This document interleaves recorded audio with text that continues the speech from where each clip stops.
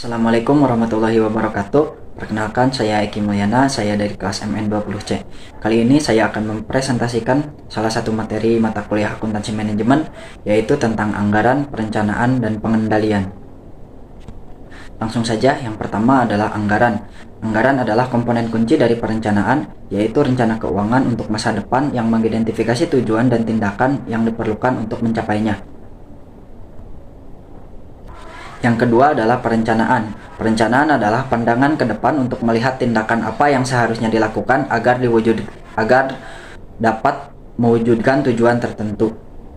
Yang ketiga yaitu pengendalian. Pengendalian adalah melihat ke belakang, menentukan apa yang sebenarnya telah terjadi dan membandingkannya dengan hasil yang direncanakan sebelumnya.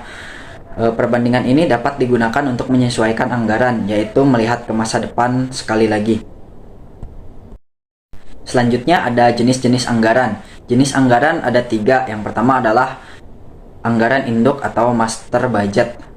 Master budget adalah rencana keuangan komprehensif bagi organisasi secara keseluruhan, biasanya untuk periode 1 tahun sesuai dengan tahun fiskal perusahaan. Ada 2 komponen utama anggaran induk. Yang pertama adalah anggaran operasional dan yang kedua adalah anggaran keuangan. Selanjutnya ada anggaran operasional atau operating budget. Adalah rencana kerja perusahaan yang mencakup semua kegiatan utama perusahaan dalam memperoleh pendapatan di dalam suatu periode tertentu. Yang terakhir adalah anggaran keuangan atau financial budget.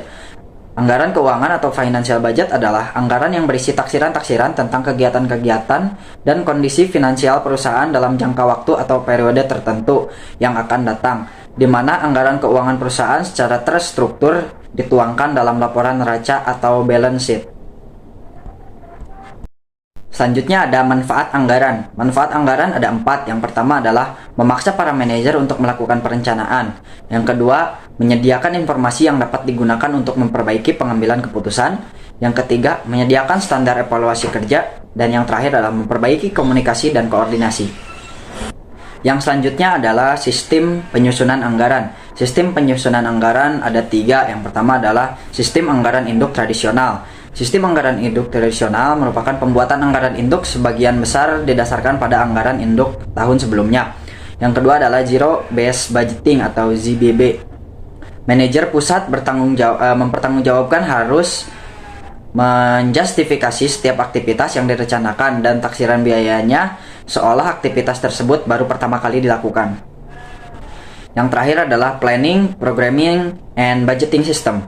Alokasi sumber daya organisasi yang terbatas pada aktivitas atau program yang menjanjikan tingkat hasil paling besar. Yang selanjutnya adalah kelebihan dan kekurangan proses anggaran induk tradisional. Kelebihannya adalah pendekatan yang disiplin terhadap identifikasi dan pemecahan masalah, arah dan tujuan bagi manajemen di semua tingkatan, meningkatkan koordinasi aktivitas perusahaan, mekanisme untuk menggalang gagasan dan kerjasama dari semua tingkatan manajemen. Yang terakhir, ukuran evaluasi kerja yang sesungguhnya dan kemampuan manajerial para eksekutif. Yang terakhir adalah kekurangan atau kelemahan. Yang pertama, berorientasi departemen dan tidak memperhitungkan keterkaitan antar departemen. Yang kedua adalah statis dan tidak dinamis. Dan yang ketiga adalah berorientasi hasil bukan proses. Hanya itu materi yang dapat saya sampaikan. Mohon maaf apabila ada kekurangan. Terima kasih. Wassalamualaikum warahmatullahi wabarakatuh.